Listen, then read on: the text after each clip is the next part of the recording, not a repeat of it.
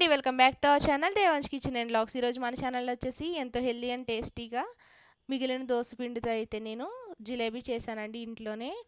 Evening snacks కింద అయితే పిల్లలు బాగా ఇష్టంగా తింటారు. దానికోసం నేను ప్రాసెస్ చూపించేస్తాను. ముందుగా స్టవ్ వెలిగించి బాగా పుల్లగా అయిన దోస పిండిని అయితే ఒక కప్పు తీసుకున్నానండి. దాంట్లోనే కొద్దిగా తిని సోడా అలాగే కొంచెం సాల్ట్ కూడా వేసుకుని బాగా కలుపుకుంటున్నాను. ప్యాటర్న్ కనుక కొంచెం లూజ్గా ఉంటే ఒక స్పూన్ వరకు లేదా 2 స్పూన్లు మైదా కూడా వేసుకోవచ్చండి.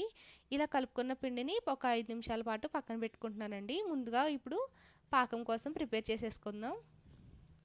స్టవ్ వెలిగించి గిన్నె అయితే పెట్టుకుని దాంట్లోనే కొద్దిగా వాటర్ అనేది యాడ్ చేసుకుని ఒక కప్పు వరకు బెల్లం పొడి అయితే వేసుకున్నానండి. మీ దగ్గర బెల్లం పొడి లేకపోతే బెల్లం తురుము కూడా వేసుకోవచ్చు.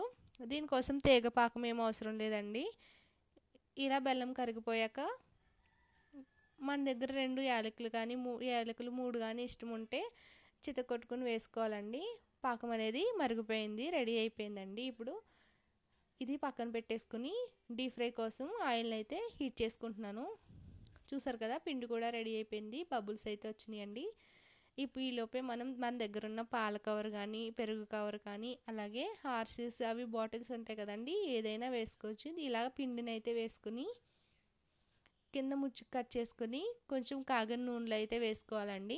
నూనె అనేది బాగా వేడెక్కకూడదు. ఇలా రెండు వైపులా బాగా ఫ్రై అయ్యాక మనం గోరువెచ్చగా ఉన్న పాకంలో అయితే వేసుకుని ఒక 5 నిమిషాల పాటు ఉంచి పాకం పీల్చేసుకున్నాక పక్కన పెట్టేసుకోవాలండి. ఇదే ప్రాసెస్ని అన్నిటికీ చేసుకోవాలి. అంతేనండి, ఈజీగా ఇంట్లోనే ఉండే జిలేబీ రెడీ అయిపోయింది. పిల్లలైతే చాలా ఇష్టంగా తింటారండి. ఒకసారి ట్రై చేయండి.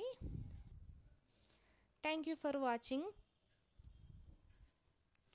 ఛానల్ని సబ్స్క్రైబ్ చేసుకోకపోతే సబ్స్క్రైబ్ చేసుకోండి. Thank you for watching.